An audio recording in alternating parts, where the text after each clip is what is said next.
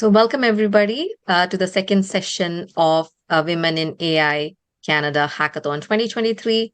Today we have a very distinguished guest speaker from TELUS, who will be taking you through a very exciting topic regarding AI products. And then we'll follow up that with a mentorship session starting at 12:45. For that, we've already created some breakout sessions, but we'll give more instructions when the session is about to start. So let me please pass on the mic to 𝙩𝙗𝙧𝙣, who is the hackathon organizing lead, who will be introducing the speaker for today. Thank you. Yeah, thank you, Francie. Hello, everyone. Welcome to the mentor sessions today. And so I would like to introduce Mr. Giridhar here. So Giridhar is an accomplished AI project manager, and he's currently serving at TELUS in Toronto. And with over 14 years of experience in AI, machine learning, and data strategy, he has contributed significantly across various sectors like telecom, financial services, insurance, CPG, healthcare, and retail. And his experience covers the entire AI product lifecycle involving strategy development and value assessment and portfolio approach, implementation, and product management. And at TELUS, Giridhar drives initiatives that leveraging AI for EBITDA and OPEX measurements. And he's actively involved in initiatives utilizing generative AI for technology, process, and people transformation, and even like collaboration with privacy and legal partners on responsible AI frameworks, to safeguard customer privacy. And yeah, we hackathon team here, we warmly welcome Giridhar here. Pass on to Giridhar. Hey, hello everyone. Thank you, 𝙩𝙗𝙧𝙣, and thank you, Francie. So it's an immense honor and gratitude for me to presenting in front of you today. Also, thanks to Ivy also for giving me this opportunity to speak and listen to you all. So thanks to 𝙩𝙗𝙧 for giving me that introduction. So I'll not go deep into that. So she has covered almost everything that I've been doing. So a lesser known side of me, I've been started boxing, and I started enjoying workouts it's been a year. Also, I also find tremendous joy in watching cricket. So which means that I'm eagerly looking to watch the World Cup final this Sunday. So yeah, thank you for allowing me to share my journey and the next steps. And this is the now we are in the agenda slide. So I'm going to cover a few topics here, which could be interesting and important for people working in organizations to drive AI towards more sustainable growth in the organization. So first point is what makes it. Can you please increase your volume a little bit, slightly? Okay, volume. Yeah. Can you increase your volume a little bit, just to be audible? Sure. Is it better now? Yeah, it is better now. Thank you so much. No worries, no worries. So we're going to talk about what makes an effective AI strategy. So the points that we'll be covering is having clear objectives which are aligned to business goals. The second topic which would be covered. Get something here. Okay. Second topic that would be covering here is on is there any structured approach towards building AI products that involves defining the problem, understand some of the most commonly used frameworks in our industry, and the learnings from this journey and best practices that we can have. And last, the question and answers, getting your ideas and suggestions on how can we do it even better. And at any point of time, feel free to raise your hand and ask questions to me.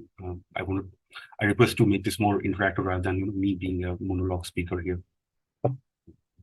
So what coming to this topic, right? What makes for an effective AI strategy?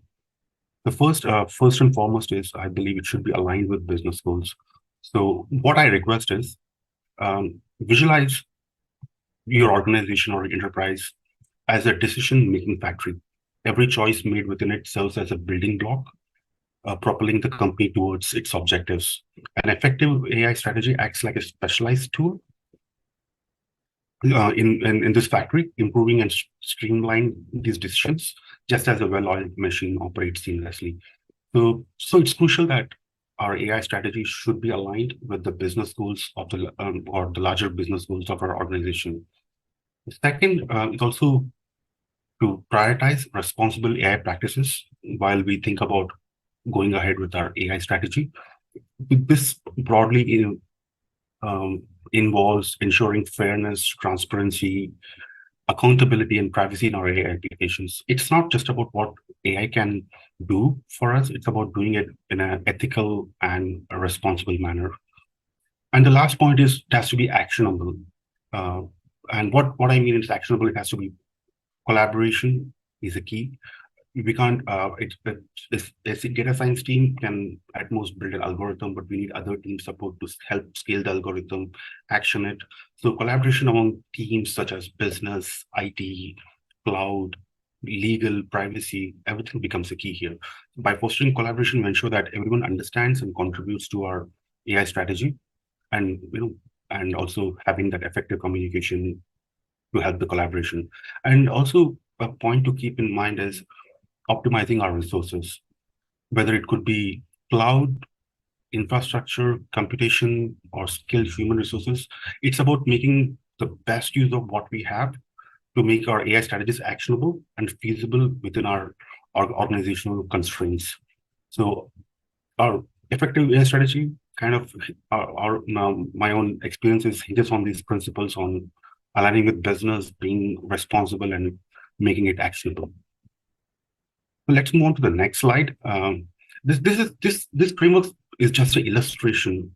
It could be different for different companies based on their maturity within their data ecosystem and their and where they stand when it comes to IT and the data availability, etc.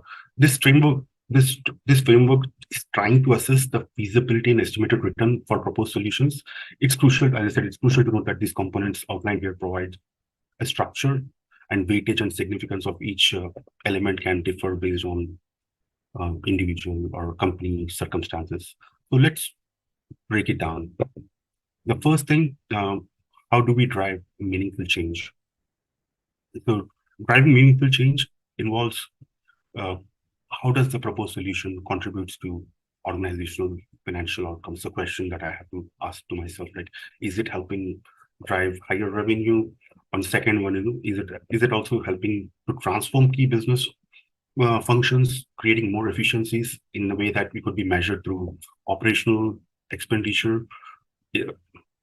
So I think one of the first thing that I look into while I look at any AI implementation is on the value that it creates.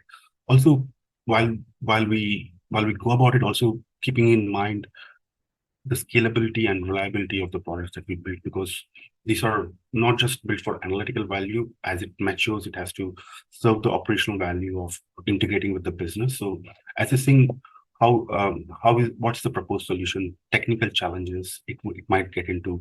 Also very important, the privacy related challenges, having a good data trust office to vet out any implications with respect to customer data, the consent part of it.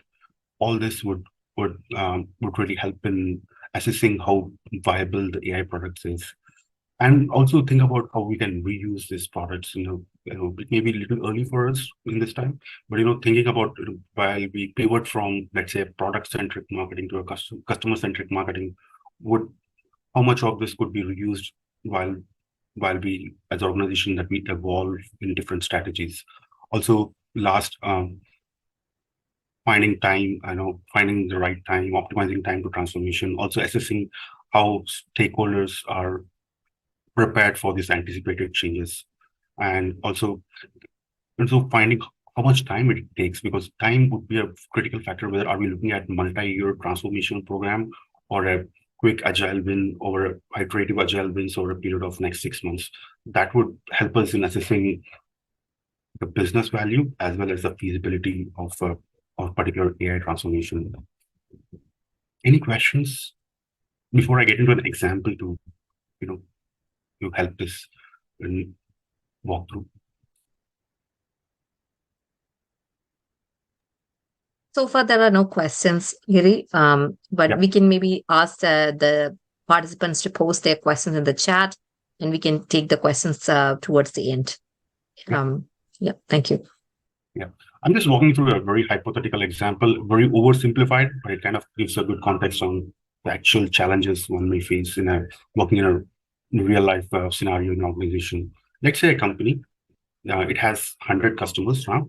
However, it is year on year, it is adding 30 customers. However, it's losing 30 customers.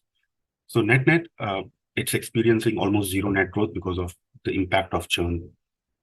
So this is a business problem that they have. And if I have to take the sort of where the chief marketing officer or CEO's hat, they would be having two major, a strategic decision to improve churn, to reduce the number of people going out from the company, and also improving the marketing activity. So let's take the example of churn to see what does this mean from an impact standpoint. So what does it mean? Like here, I've taken some assumptions. So the current churn rate is at 30%. I said 30% people are leaving the organization. Let's say the cost of acquiring a new customer is $100. However, when you lose an existing customer, you're losing $500 of their lifetime value.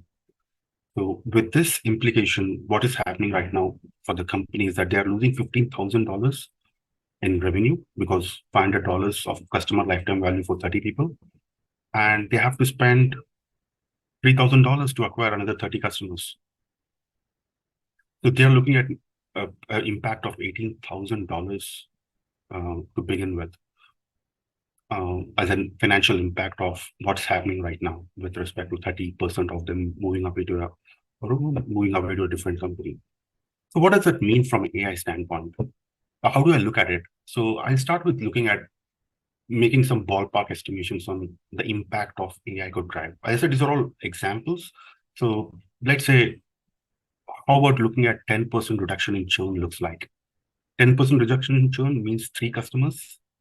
You save their revenue, also help them not to acquire 3 new customers to ensure they stay adequate. So we are looking at a benefit of approximately $1,800. The same for, like, I just try to extrapolate the numbers. 20% customers, 20% reduction in churn means 6 customers saved almost $3,600, and 30% says 9, and the numbers you see there. However, the last is, let's say, if you think about why can't we save all the customers, and we'd save $18,000, which is like 10 times more than what we begin with. The reason I have this breakdown by different percentage is that if we talk to our stakeholders, we might get it's very tempting to attempt the highest portion of the pie to begin with. However, my experience working with AI and these kind of problems is that given that AI is a predictive field, there's no deterministic outcome driven.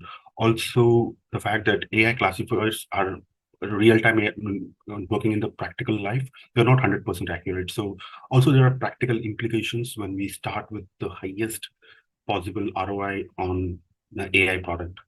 I'll tell you that. Let me also give you one more example here.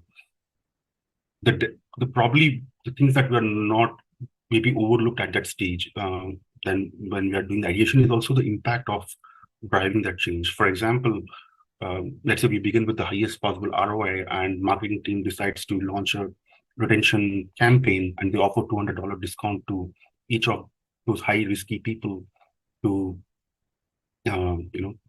sign up for their company once more and reduce churn. They are actually adding an additional $12,000 in their marketing spend.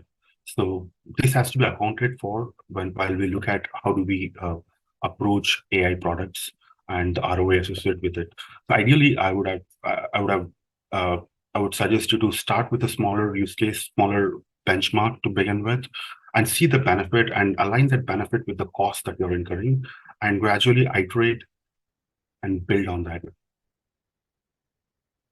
So this is what the next slide talks about, taking into consider what are the different aspects that we may have to consider while looking at this kind of use case. The first is the costs.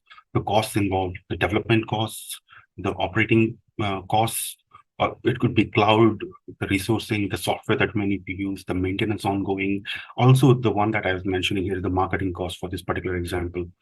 So have all those numbers in mind to kind of get a benchmark of how much ROI are we expecting for even at a 10% to 20% benchmark, and then use a cost benefit projection to look at for the next 5 years how much benefit that would drive to make a AI investment, to get more visibility and objectivity in an AI investment. So also look at the benefit that it will drive. Benefits at a very high level could be either seen in terms of revenue, which is in form of incremental EBITDA, or cost savings, which would be OpEx. So map them together, see year on year how the investments in AI from let's say the example that I given, from 10%, if you move to 20% to 40%, and how the costs stays, make sure that if the costs stay stagnant, then you reap a lot of benefits in the AI product lifecycle, and also the entire investment becomes a better one rather than doing it like one shot and using a big bang approach. So this is what I can think about on the approach. And there are multiple ways to do it, but this is one of the most commonly used in our industry to assess the viability of building any AI products. So now, as we now discussed the possibilities of AI integration, it's also crucial to understand, recognize, and prepare for challenges that commonly arise during this transformative process. So the first one, the reason for this is to let you know that you're not alone. Like most people in most organizations have this problem, especially when the organization is pretty big. The one is versus resistance to change. So introducing AI could mean altering this familiar workflows, well-established processes, which you might face resistance from team members who are comfortable with the existing status quo of doing a certain process or in a certain way. Sometimes risk aversion. Implementing AI also involves uncertainties, such as initial costs that I mentioned in the beginning, and how that initial cost has to reap dividends in terms of ROI. Potential errors, where how would AI, what if AI fails or start giving false positives higher, and the disruptions it might cause to existing systems. So this uncertainty might cause enterprises to hesitate in adopting AI, and that's understandable too. Sometimes inadequate resources, especially when the company is in the initial stages in their data maturity, it may require significant investment in technology, talent, infrastructure, etc. to integrate AI. Also, one of the important things I find is to get a buy-in from important stakeholders, especially at the executive level, because their buy-in could help really navigate some of your organization's nitty-gritties, convincing them of AI benefits and aligning their interests with the technology objectives will be very crucial for overall successful implementation long term. The next is siloed thinking. This is something I've been experiencing consistently over multiple clients and multiple organizations that I've worked with. As they tend to grow, there's a tendency that they have been growing in a silo. Their own marketing team has their own data lake, for example. Networking team has their own data lake, and we often see that there is very rarely there is a collaboration on usage of data, usage of AI together, and breaking down these barriers, creating that collaborative environment could be essential for the seamless or the integration part of AI. And the last is some organizations still are going through the digital and technology literacy empowerment process. So just keep in mind that the AI that you propose has to be actioned. The users, how mature they are when it comes to usage of digital and technology literacies. So to conclude, overcoming these challenges requires strategic planning, careful navigation and concentrated efforts to address both technology and also importantly cultural readiness for change.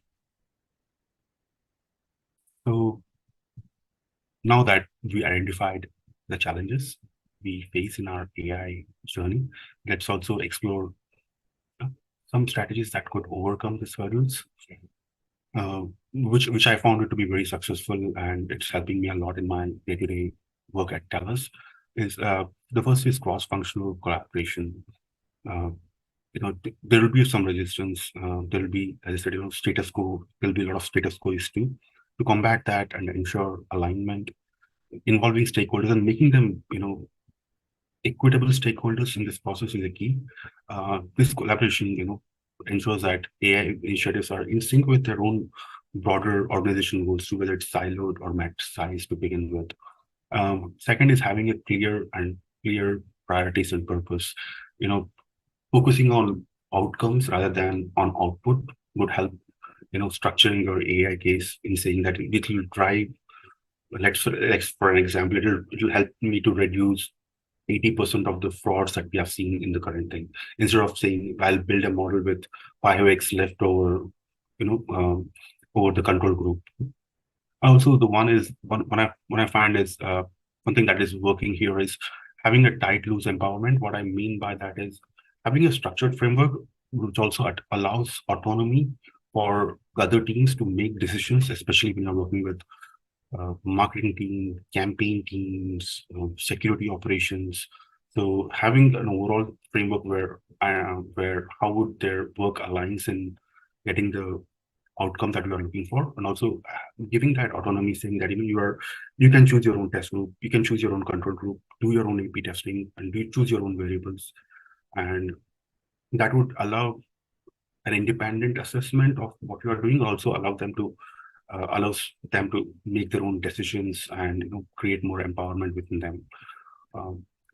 So one of the motto of our team, which our director is very proud of, is we fail fast, fail forward, creating a culture where where we see failure as a learning opportunity rather than any criticism. So quick iterations, learning from missteps facilitates faster adoption, and then also make our AI models also better and evolve over the period of time. And lastly, having change management, having a clear communication weekly would ensure that your AI transformations are driving the clarity and objectivity that it's supposed to be driving. So by implementing these strategies, we are not merely addressing challenges, we're also paving a way for a more transformative journey towards embracing AI. Also, remember, this journey towards AI, it's not a very short term or any destination driven. It's like an ongoing process of growth, evaluation on the AI models, as well as from the entire data ecosystem standpoint. So yeah, so let's make this journey more exciting, happy, and enjoyable one. I'm also looking forward to hearing your thoughts, questions, and ideas. How can we can better ideate and make this even better and evolve together. So thank you everyone for this opportunity, and I'm looking forward to hearing your thoughts and comments, and open to hear any questions from your side.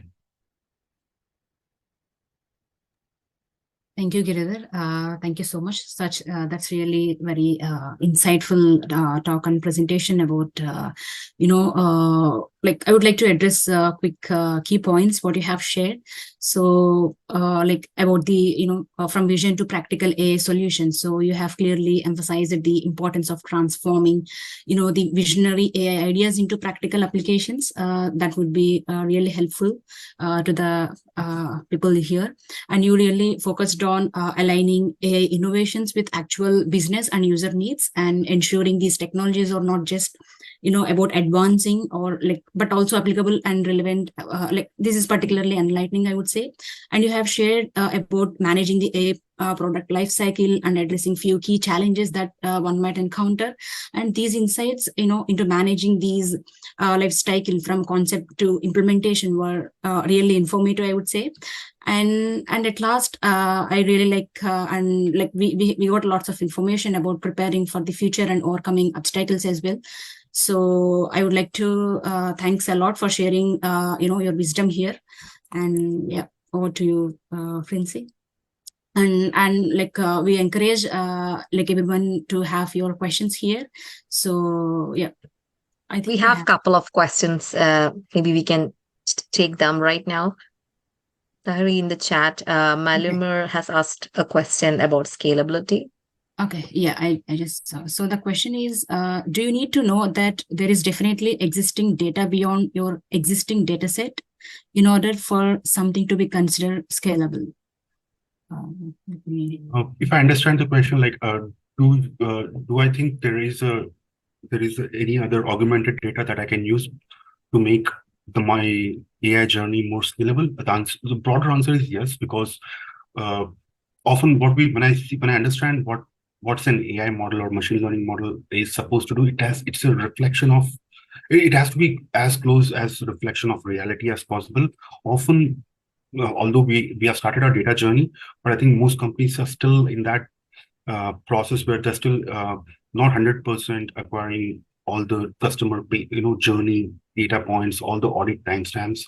So I still believe that we just start.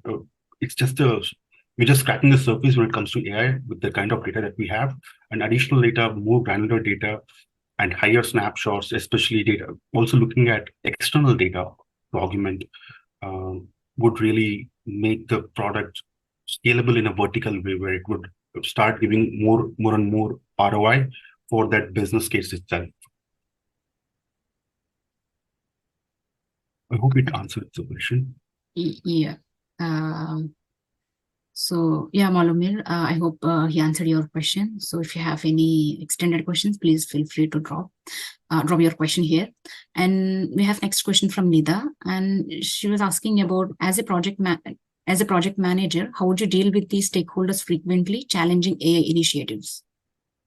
That's a good one. So when we start our engagement with our stakeholders, first of all, it's important to identify who is the right stakeholder.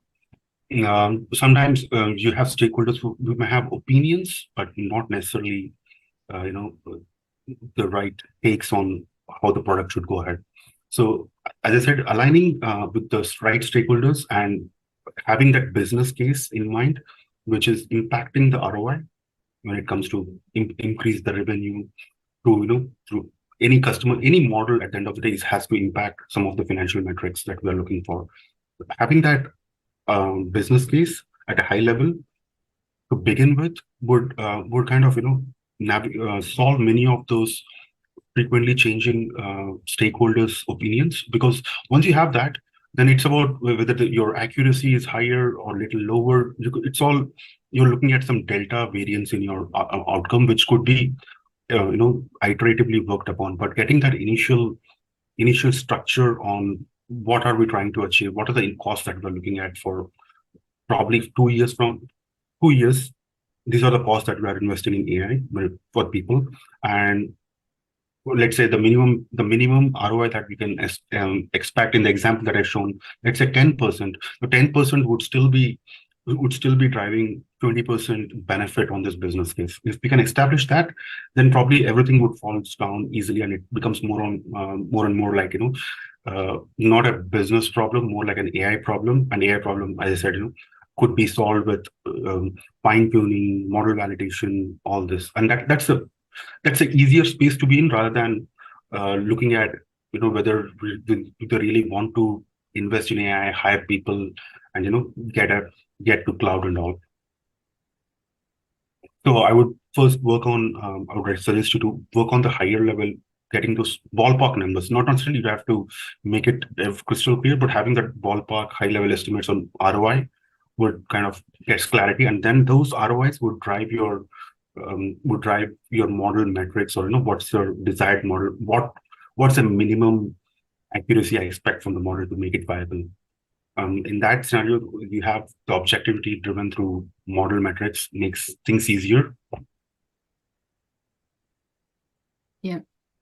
Yep. Thank you, Giridhar. And she responded.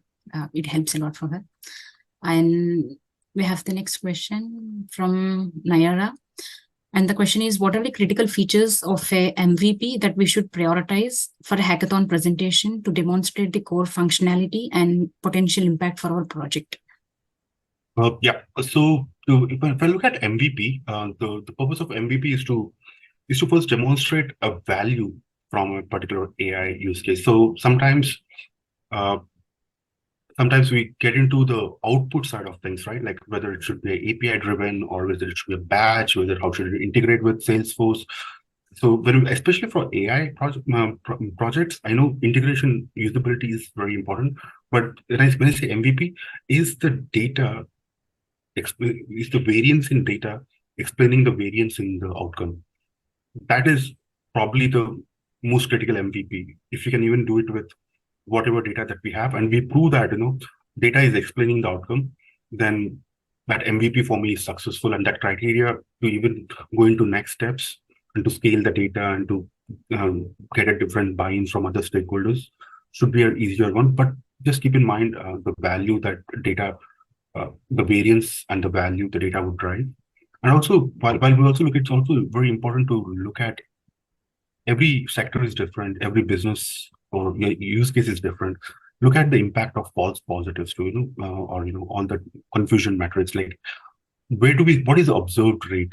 Like, let's say currently, I'm just throwing these numbers up. 5% of our transactions are fraud, where we end up losing a lot of money in that.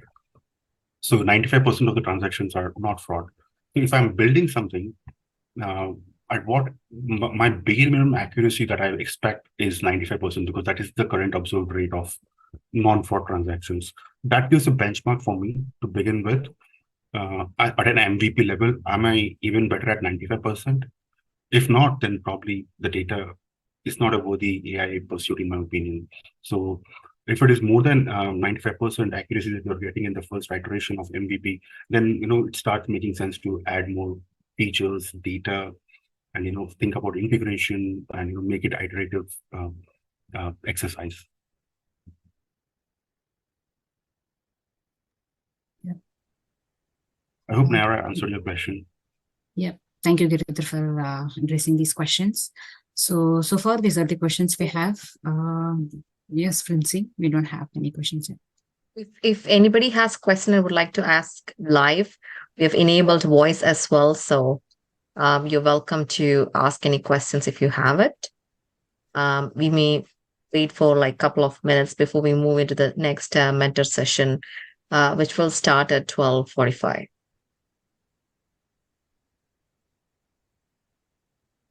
Are you able to unmute yourself? We have enabled that permission right now.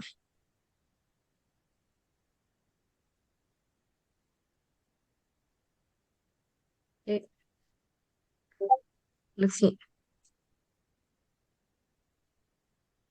Yeah. Okay. I think it looks like those were all the questions that we had. So yeah. Thank you so much, Thank you, everyone, Giridhar. and also wish you everyone all the success and happiness in their journey. Thank you. Thank you. It was amazing to have you, Giridhar. And as Lahari said, whatever you have shared today is from a very realistic perspective of your journey as an AI product manager within TELUS and working with real life product use cases. So as the team is building their AI use cases today, and when they're assessing how they are actually approaching a problem and then providing a solution and also looking at the impact from a business point of view, this what you've shared today is going to be really helpful for them. So thank you so much for your presentation today.